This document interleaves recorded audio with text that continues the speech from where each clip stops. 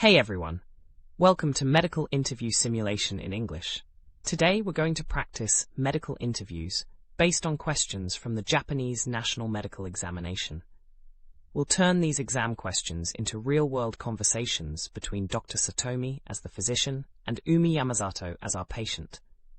I'm Yamato, and I'll be your guide through this practice session. Our goal is to help healthcare professionals get better at talking with patients through these realistic scenarios. Alright, for today's practice, we're using a case from the National Medical Exam, question 17 to A23.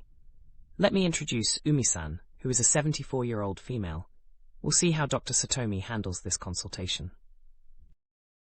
Hi, Umi-san, I'm Dr. Satomi. Thanks for coming in today. What brings you in? Hello, Dr. Satomi. My chest has been feeling really uncomfortable. Uncomfortable. I see. Can you tell me more about that? Well, it's like a heavy feeling, and it started this morning around 10. Okay, so a heavy feeling in your chest since around 10 a.m. And today's, it's about 2 p.m. now, right? So that's about 4 hours ago. Did anything happen around that time, or did it just start suddenly? Well, I was talking with some visitors who came to pay their respects. My husband, you see, he passed away suddenly 2 weeks ago, so I've been busy with the funeral and everything. It was while I was talking with them that I started feeling this discomfort. Oh, Umi-san, I'm so sorry for your loss. That must be incredibly difficult. You've been through a lot these past 2 weeks.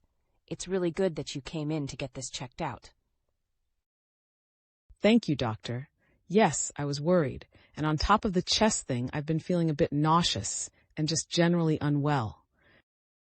I see. So chest discomfort, nausea, and feeling generally unwell, all starting around 10 a.m. while you were with visitors. Has anything like this happened before? No, never. This is the first time. Okay, and besides the nausea, have you noticed any other symptoms like shortness of breath, sweating, pain anywhere else? Well, I do feel a little short of breath now, and the paramedics gave me some oxygen, I think, but no pain anywhere else. Just the heavy chest and feeling sick to my stomach. All right, and are you currently taking any medications? Yes, I take a blood pressure pill every morning. Do you remember the name? I think it's called amlodipine. Amlodipine, okay. And just to confirm, no other medications or even over-the-counter supplements or herbal remedies, right? No, that's it. Thanks. So you mentioned your husband passed away recently. How are you managing at home? Do you have family or friends supporting you?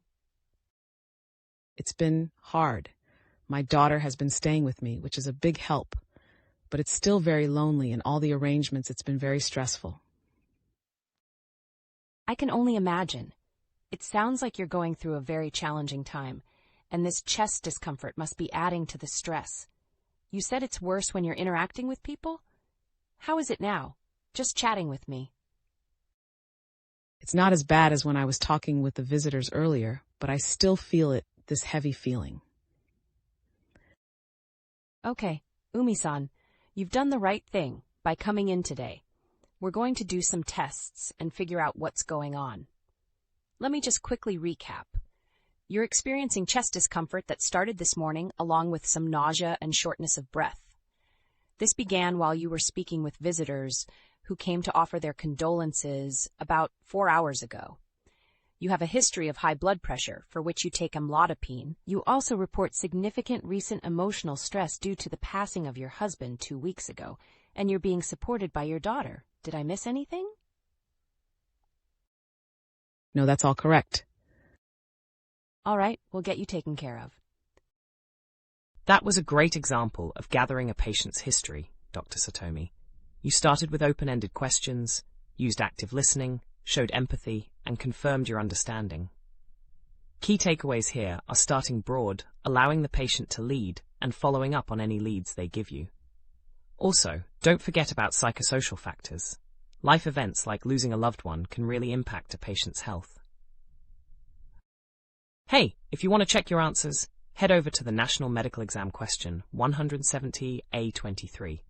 That's where you'll find all the details.